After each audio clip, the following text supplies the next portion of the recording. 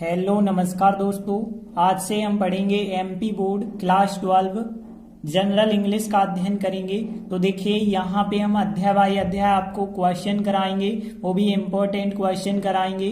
तो देखिए यहाँ सबसे पहले यदि हम लेसन की बात करें तो पहला जो लेसन है उसका नाम क्या है, teach me to listen lord. Teach मतलब होता है पढ़ाना या सिखाना होता है, मी मतलब मुझे और टू मतलब के लिए, और लेसन होता है सुनना, लॉर्ड मतलब ईश्वर। तो ईश्वर मुझे सुनना सिखाइए। कवि कहता है ईश्वर से कि हे ईश्वर मुझे सुनना सिखाइए। ऐसा एक पाठ बताया गया है पोयम के द्वारा।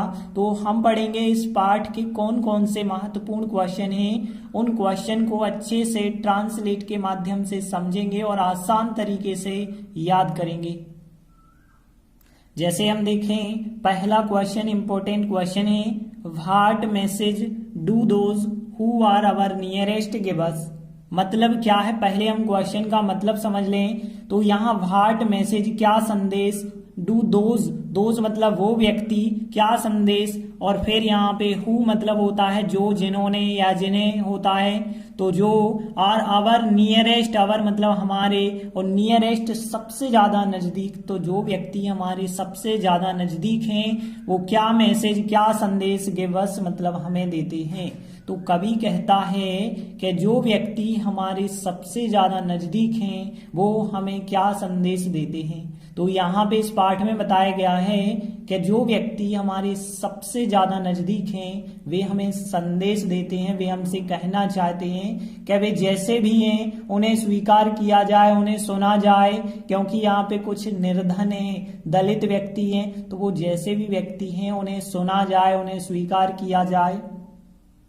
तो देखिए आंसर में भी बिल्कुल यही बताया गया है कि वे संदेश देते हैं कि उन्हें सुना जाए और स्वीकार किया जाए जैसे भी वे हैं।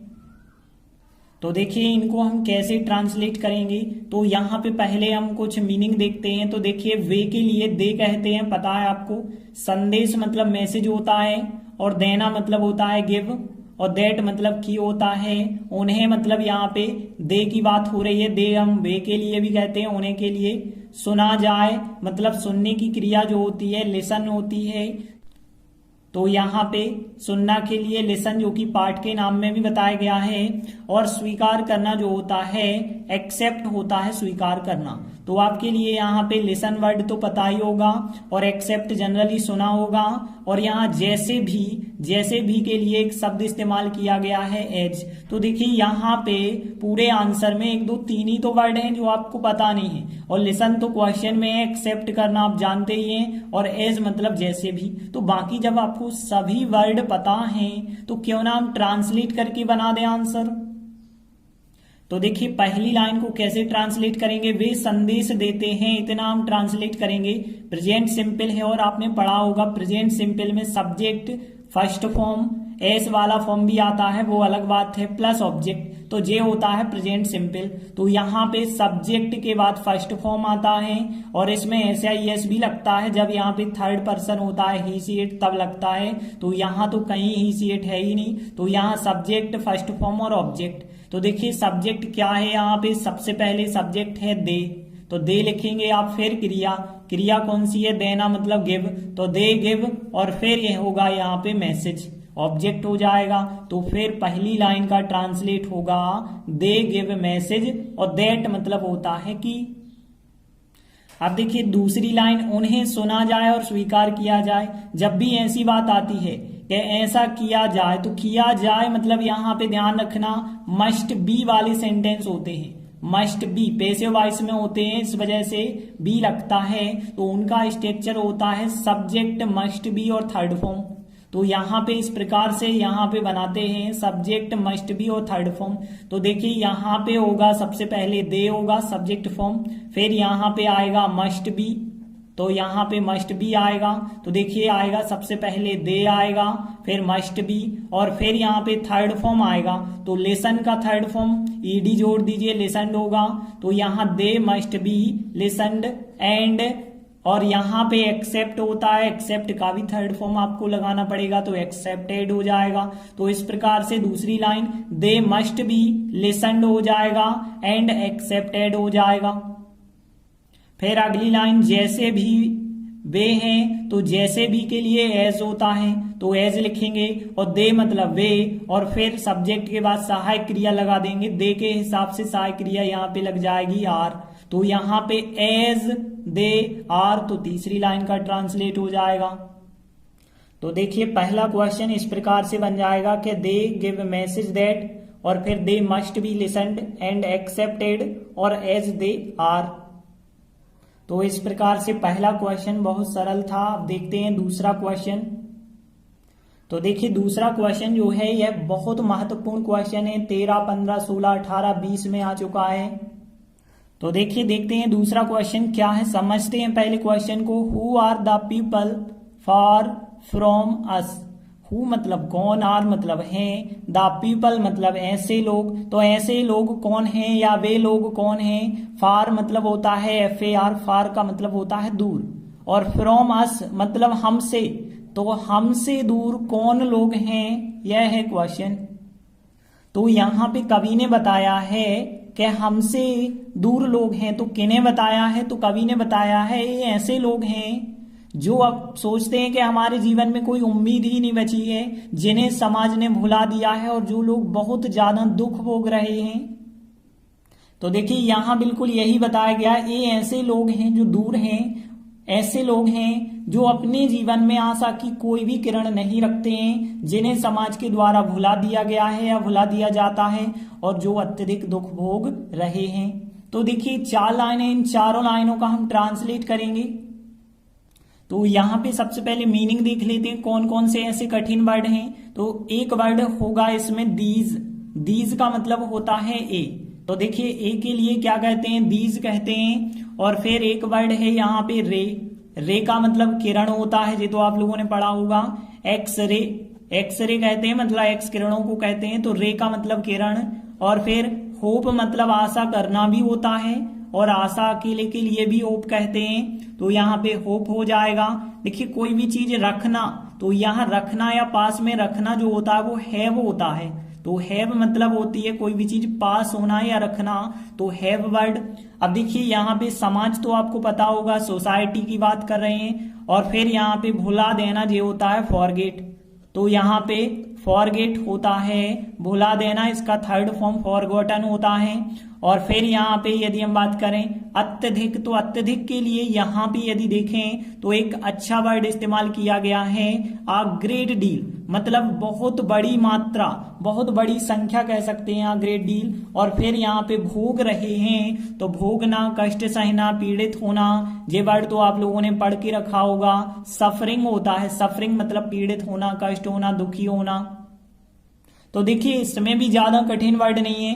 दीज का मतलब होता है रे मतलब किरण, होप आशा, हैव रखना हो गया पास रखना, फॉरगेट भूल जाना होता है, ग्रेट डील अत्यधिक होता है, और सफरिंग मतलब दुख भोगना या कष्ट सहना।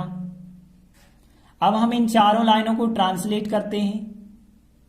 तो यहां पे देखिए पहली लाइन है ए ऐसे लोग हैं, एक सिंपल सा वाक्य है जो कि आपको पता होगा, सब्जेक्ट इज एमआर और ऑब्जेक्ट इसके द्वारा बन जाता है, नॉर्मल प्रेजेंट का एक वाक्य है। तो ए ऐसे लोग हैं, ए मतलब यहाँ पे क्या होगा, दीज, दीज के हिसाब से सहायक क्रिया लगेगी आर, क्योंकि दीज जो है बहुवचन में होता है। और फिर ऐसे लोग, ऐसे लोग के लिए क्वेश्चन में जो वर्ड आया है द पीपल, द पीपल लिखेंगे, तो दीज आर द पीपल, पहला वाक्य हो जाएगा। नंबर 1 लिखना होगा these, number 2 the people are सहायक क्रिया लगा के, तो दीज आर द पीपल मतलब ये ऐसे लोग हैं। अब देखिए जो के लिए कौन सा वर्ड, क्वेश्चन में जो हु होता है, हु का मतलब कौन होता है, और हु का मतलब जो भी होता है। और जीवन के लिए लाइफ कहते हैं, और इन मतलब में होता है। और फिर यहाँ पे ऑफ मतलब की होता है। और यहाँ पे एक वर्ड आप याद रखना, नो, नो का मतलब होता है कोई भी नहीं, नो का मतलब क्या होता है, कोई भी नहीं, तो कोई भी किरण नहीं का मतलब होगा नो रे, नो रे का मतलब होगा कोई भी किरण नहीं, तो ये नो रे हो जाएगा। और रखना मतलब हमने बताया था हैव, हैव मतलब रखना। तो देखिए यहाँ पे जो वाक्य है प्रेजेंट सिंपल है, प्रेजेंट सिंपल है, सब्जेक्ट फर्स्ट फॉर्म ऑब्जेक्ट इसके द्वारा बनेगा।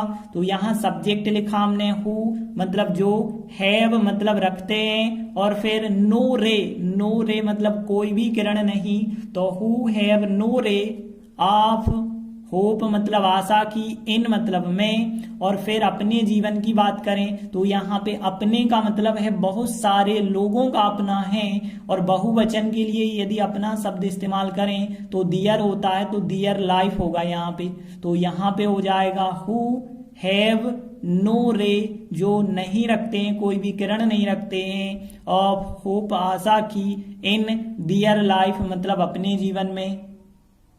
फिर इसके बाद अगली लाइन, जिन्हें समाज के द्वारा भुला दिया जाता है। तो देखिए जो या जिन्होंने के लिए वर्ड होता है हु, यहाँ पे भी हु इस्तेमाल किया, यहाँ भी समाज मतलब होती है सोसाइटी, और फिर बाय मतलब के द्वारा, जी तो आपको पता होगा बी बाय, बाय का मतलब के द्वारा, और भुला देना मतलब फॉरगेट होता है, तो फॉरगेट वर्ड आपको ध्यान रखना है। तो देखिए यहाँ पे वाक्य है प्रेजेंट सिंपल। प्रेजेंट सिंपल का वैसे तो यह स्ट्रक्चर होता है, लेकिन यह वाक्य है पैसिव वॉइस में। प्रेजेंट सिंपल का पैसिव वॉइस है, और इस पैसिव वॉइस का आपको पता होगा ऑब्जेक्ट के बाद एज एम आर आता है। प्रेजेंट सिंपल की बात कर रहे हैं, पैसिव वॉइस में इस प्रकार से बनता है, और फिर जो है लास्ट में बाय सब्जेक्ट आ जाता है, तो इस प्रकार से बनाते हैं। मतलब is am are third form के साथ हम बनाते हैं, तो यहां भी हम थर्ड फॉर्म के साथ बनाएंगे।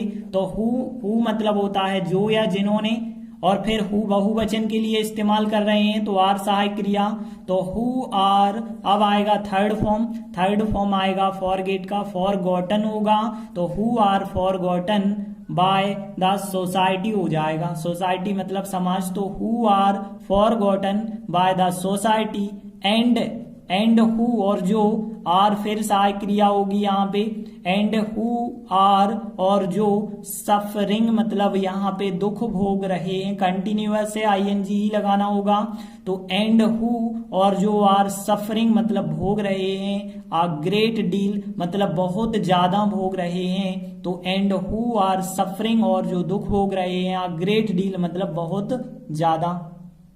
तो यहाँ पे देखिए पूरा answer, these are the people who have no ray of hope in their life, who are forgotten by the society, and who are suffering a great deal.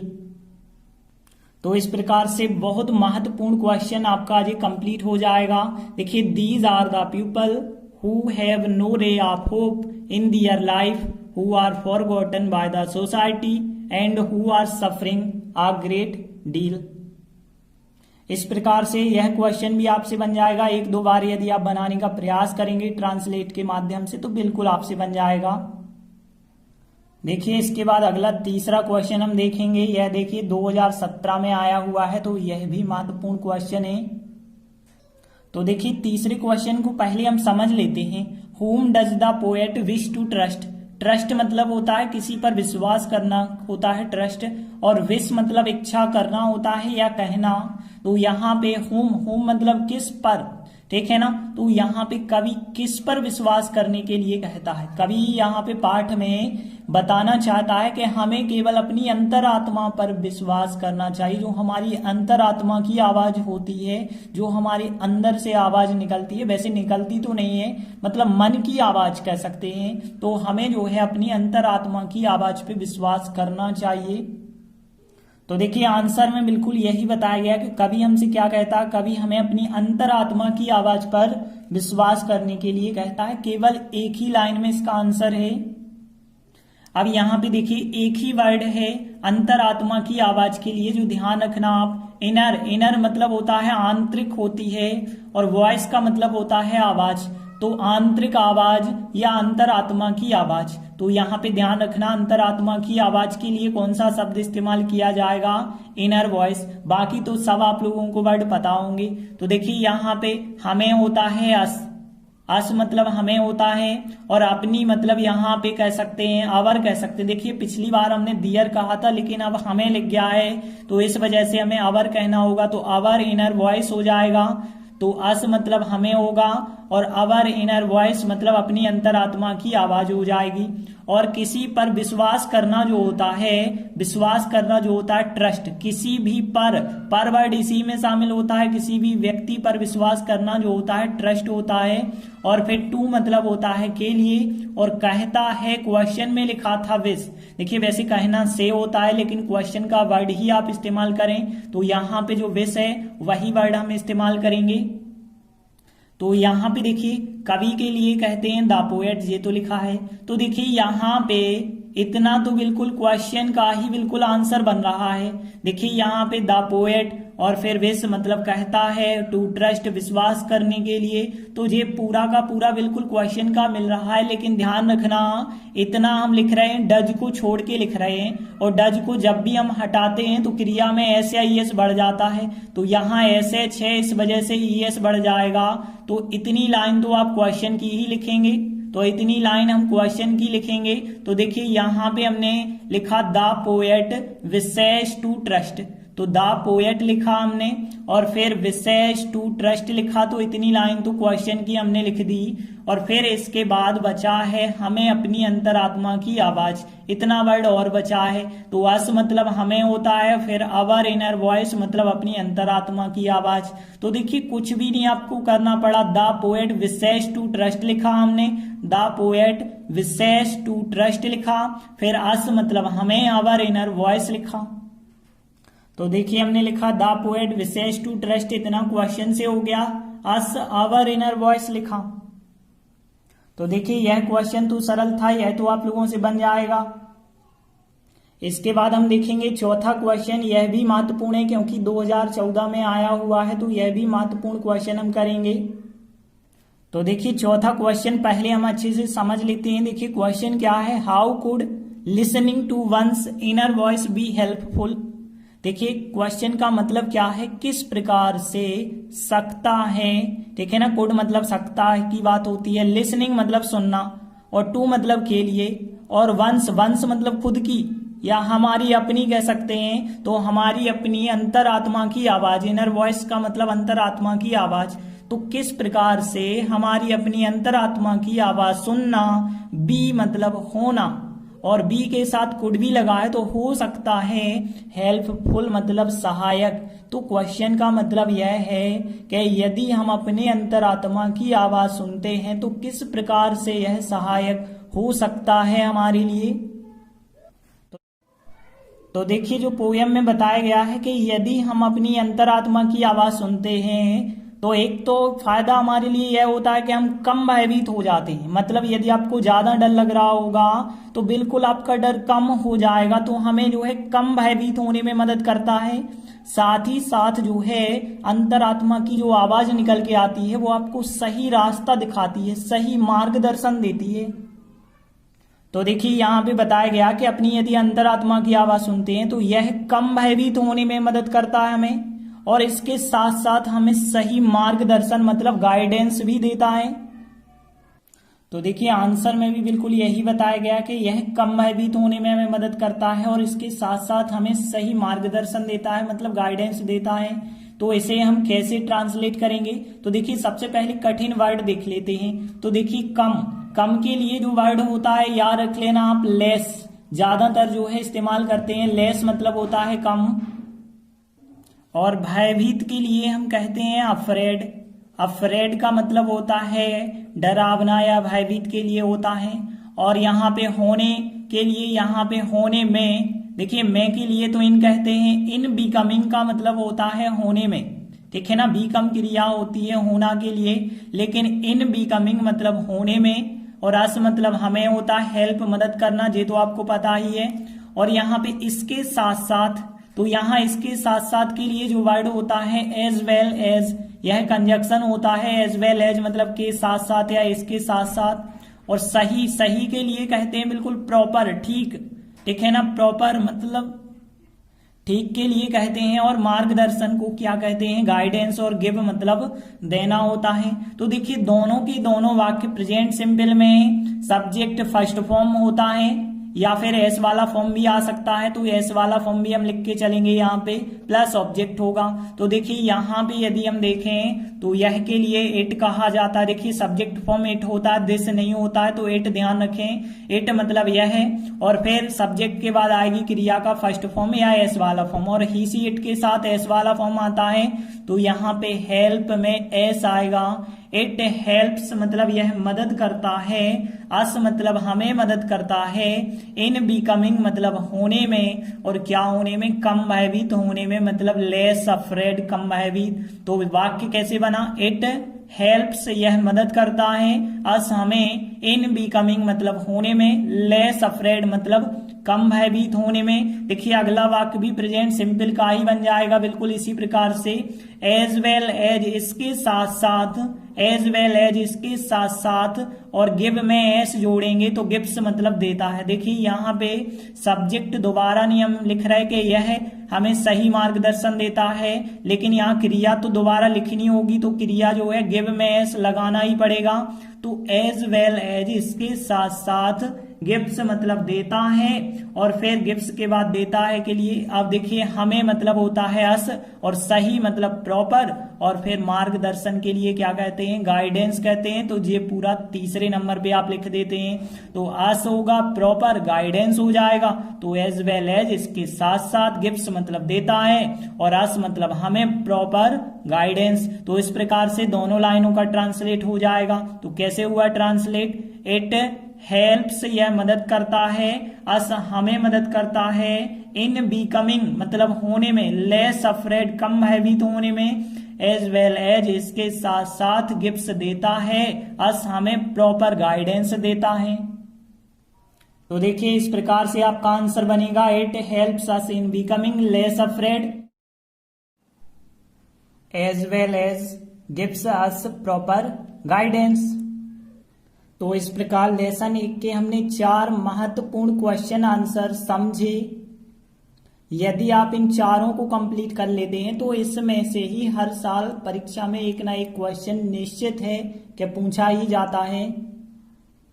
आगे के वीडियो में हम आगे का जो चैप्टर 2 है इसके क्वेश्चन आंसर शुरू करेंगे। तब तक के लिए धन्यवाद।